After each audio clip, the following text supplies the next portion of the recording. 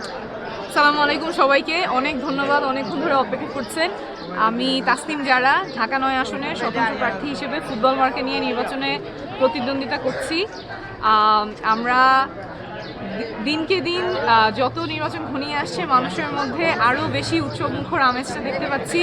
আজকে আমরা এই কত 5 মিনিটের পথ হয়তো ঘন্টারও উপরে আমরা লাগলো আসতে, কারণ এত মানুষ শুভেচ্ছা জানাচ্ছেন, শুভকামনা জানাচ্ছেন। এটা আসলে ভাষায় প্রকাশ করার মতো না।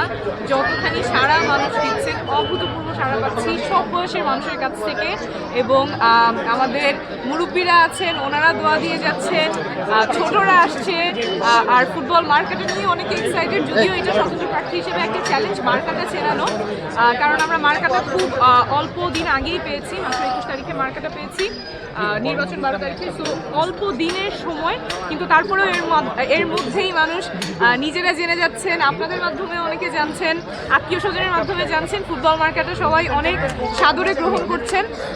এর পাশাপাশি আসলে আমরা প্রচারণটা একটু ভিন্নভাবে করছি। আপনারা দেখছেন যে আমরা আসলে যে ট্রেডিশনালি যে চিন্তাটা অর্থ পৃষ্ঠপোষকের বাইরে রাজনীতি সম্ভব না, নির্বাচনে যেটা সম্ভব না, সেটা আমরা ভাঙতে চাই। ঢাকা 9 থেকেই প্রমাণ করতে চাই যে কোটি কোটি টাকা ছাড়াও নির্বাচনে বাংলাদেশে জেতা সম্ভব।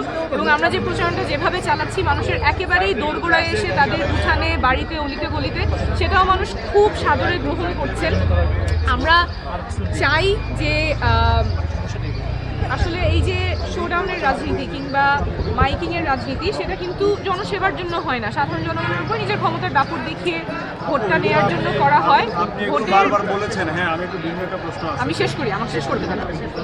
আমাদের ভোটের মাঠে একে অপরের প্রতি বিশ্বাস এবং আস্থা, তার উপরেই আমরা ভরসা রাখছি। 18,000-এরও বেশি মানুষ তাদের পরিচিত যারা আছে ঢাকা 9-এর ভোটার, তাদের সাথে যোগাযোগ রাখছেন। তার বাইরেও অনেকে আমাদেরকে জানাচ্ছেন যে তাদের এখানে 4-5 জন যারা পরিচিত আছেন তাদেরকে জানাচ্ছেন, নতুন রাজনীতির পক্ষে তারা আহ্বান জানাচ্ছেন।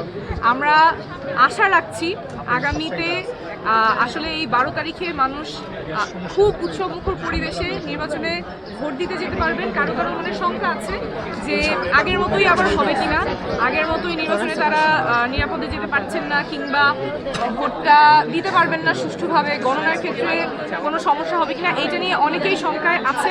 তবে তার চেয়ে বেশি আসলে মানুষ মুখিয়ে আছেন ভোটটা দিতে পারার জন্য, যারা প্রথমবারের মতো ভোট দিবেন। অনেকে এর আগে ভোটের উপযুক্ত হয়েছেন কিন্তু দিতে পারেননি। অনেক উচ্ছ্বাস আছে। আমাদের আশা থাকবে সুষ্ঠু এবং নিরাপদ এবং উৎসবমুখর পরিবেশে আমাদের নির্বাচনটা অনুষ্ঠিত হবে। নির্বাচনের পেশি শক্তি বা কালো টাকার কোনো আপনার প্রস্তুতি কেমন?